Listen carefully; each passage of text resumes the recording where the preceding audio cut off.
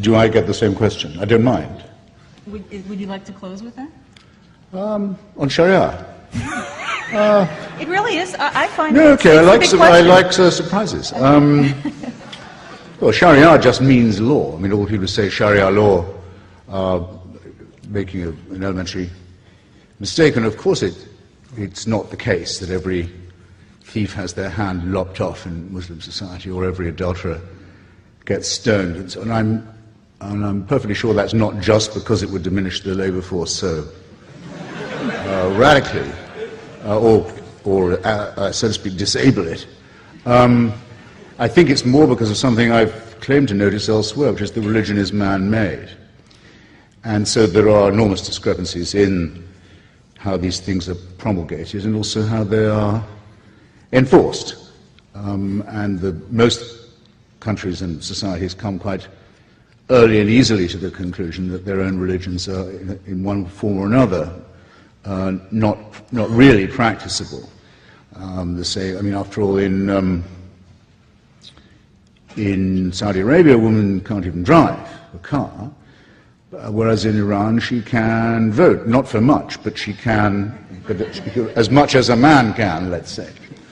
Her vote can be stolen and degraded as much as her husband's or her brother's. There's an infinite variation. I don't know. I can't shake what I saw once on the BBC from someone whose career in London I follow. I don't know if you know him. You wouldn't like him. Anjum Chowdhury. He's a very well-known noisemaker around London, complaining about secularism, Judaism, all this kind of thing. And he'd been in trouble with the law a few times, and was interviewed on the BBC, went on about how nothing would change until the green flag of Islam was flying over Downing Street and Buckingham Palace and so forth.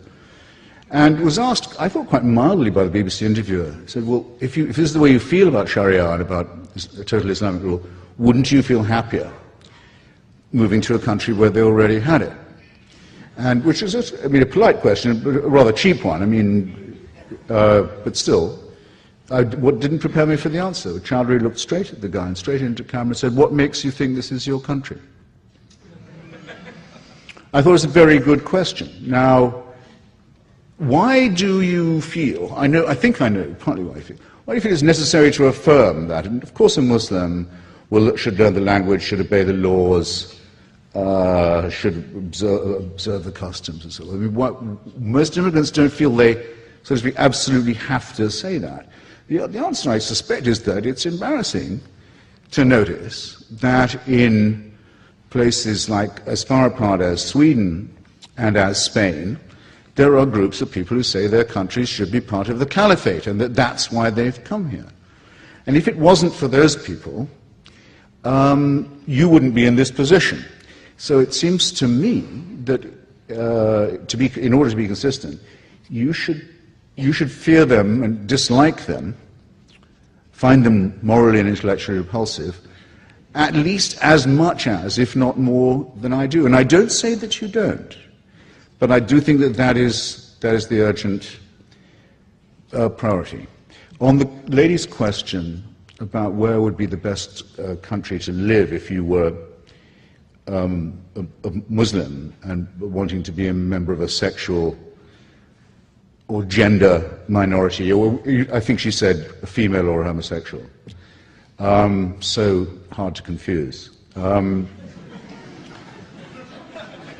Actually, the easiest place for you to live in that case would probably be, I was thinking about it while Professor Rahman was talking, would probably be, this will be my closing statement, would almost certainly be either Bosnia-Herzegovina or Kosovo. Culturally Muslim, democratic, open societies in southern and Balkan Europe that were saved from obliteration by the power of the United States, which has never had a word of thanks for what it did in that region.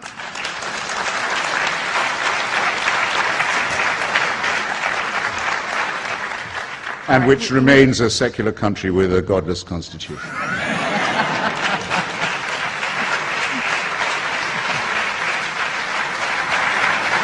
that's a note on which that's a note on which we can end. Which is the last best hope of humanity. Thank you. All right. Thank you both. I hope it's been an enlightening evening.